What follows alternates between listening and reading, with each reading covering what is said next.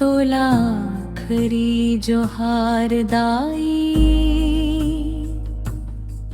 तोला आखरी जोहार।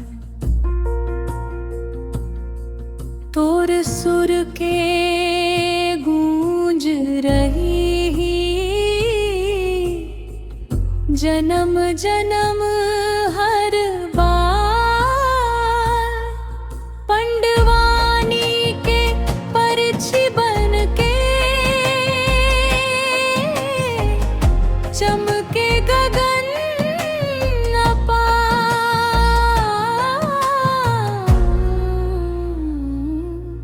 आखरी जोहार दाई, तोला आखरी जोहार।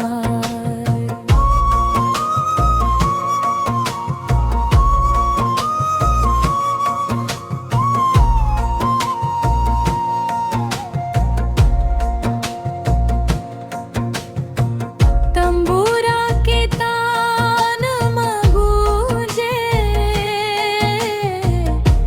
महाभारत के बाद।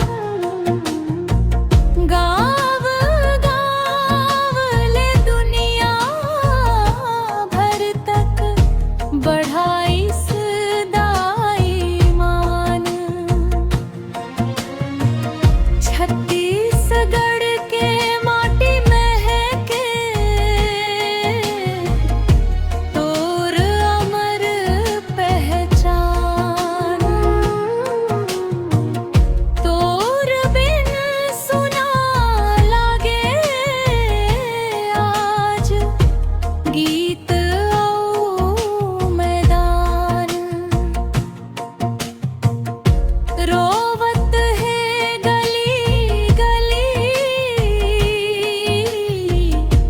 रोवत है संसार। लोक कला के दीप बुझे छोड़ गे उजियार।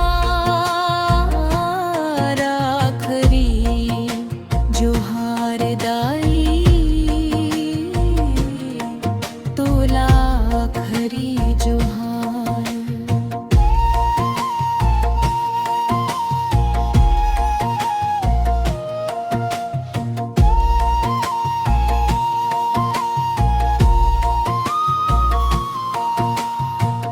रईपुर ले दिल्ली तक गूंजिस तोर नाम। दुनिया भर में बढ़ाईस दाई छत्तीसगढ़ के मान। पद्म समान ले सज गे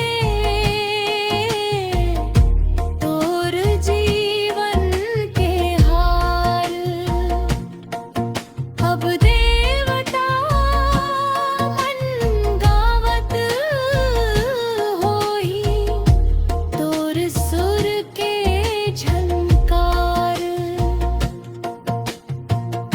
नहीं मरे कलाकार दाई, अमर हो जाते गीत।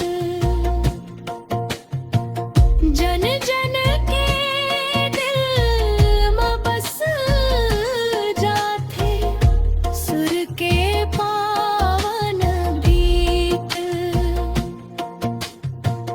जब जब गूंज ही पंडवानी, याद पर ही तोर बात। छत्तीसगढ़ के कोरा कोरा गाही तोर जस गाथ।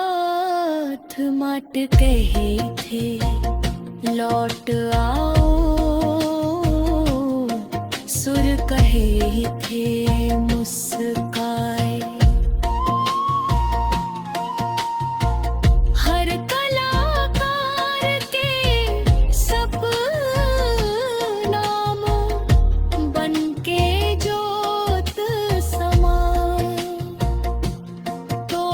सिखैया तोर विरासत रही ही जिंदगी भर।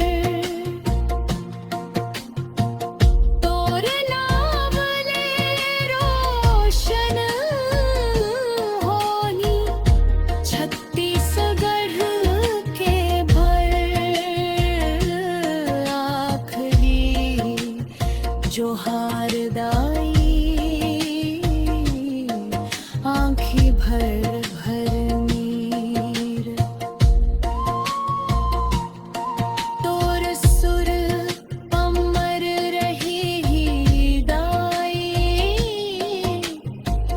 गूंज ही जग गंभीर। पंडवानी के रानी दाई अमर रहे तोर नाम। छत्तीसगढ़ के कोरा कोरा करत है